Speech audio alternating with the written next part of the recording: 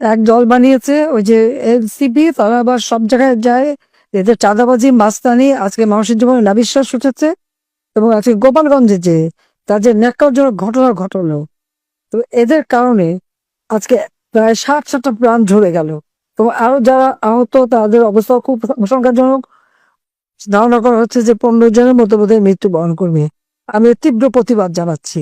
এবং সারা বাংলাদেশে আমাদের যারা গণতন্ত্র এবং স্বাধীনতা বিশ্বাস করে, যারা মানুষের অধিকারে বিশ্বাস করে, যারা গণতন্ত্রে বিশ্বাস করে, প্রত্যেককে আমি অনুরোধ করবো যে এই দুঃশাসনের অবসান ঘটানোর জন্য আজকে এই ছাত্র হত্যা করে আজকে ইউনূসের হাত ছাত্রদের রক্তে রঞ্জিত এবং তাদের আন্দোলনের নামে যারা জীবন দিয়েছে সবগুলি হচ্ছে ইউনূসের মেটিকুলাসলি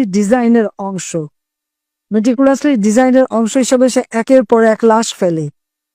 আজকে যদি আমি প্রশ্ন করি, এই যে আবু সাঈদের হত্যা নিয়ে এত কথা টেলিভিশন আপনি দেখলেন, বুক পেতে দিল, তাকে গুলি করা হলো, তার পোস্টমর্টম বা ফরেনসিক করা হয় না কেন? সেটা করা হলে দেখা যাবে যেগুলি পরিকল্পিত হত্যাকাণ্ড। শুধু ক্ষমতায় গেলে লাশ ফেললেও সরকার পড়বে।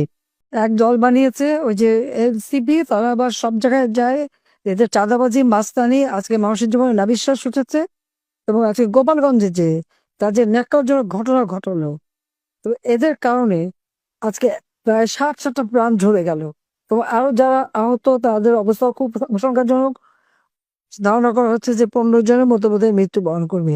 আমি এর তীব্র প্রতিবাদ জানাচ্ছি। এবং সারা বাংলাদেশে আমাদের যারা গণতন্ত্র এবং স্বাধীনতা বিশ্বাস করে, যারা মানুষের অধিকারে বিশ্বাস করে, যারা গণতন্ত্রে বিশ্বাস করে, প্রত্যেককে আমি অনুরোধ করবো যে এই দুঃশাসনের অবসান ঘটানোর জন্য আজকে এই ছাত্র হত্যা করে আজকে ইউনূসের হাত ছাত্রদের রক্তে রঞ্জিত এবং তাদের আন্দোলনের নামে যারা জীবন দিয়েছে সবগুলি হচ্ছে ইউনূসের মেটিকুলাসলি ডিজাইনের অংশ হিসেবে সে একের পর এক লাশ ফেলে।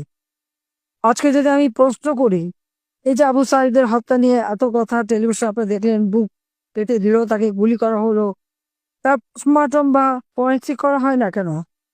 সেটা করা হলে দেখা যাবে যেগুলি পরিকল্পিত হত্যাকাণ্ড। শুধু ক্ষমতায় গেলে লাশ ফেললেও সরকার পড়বে।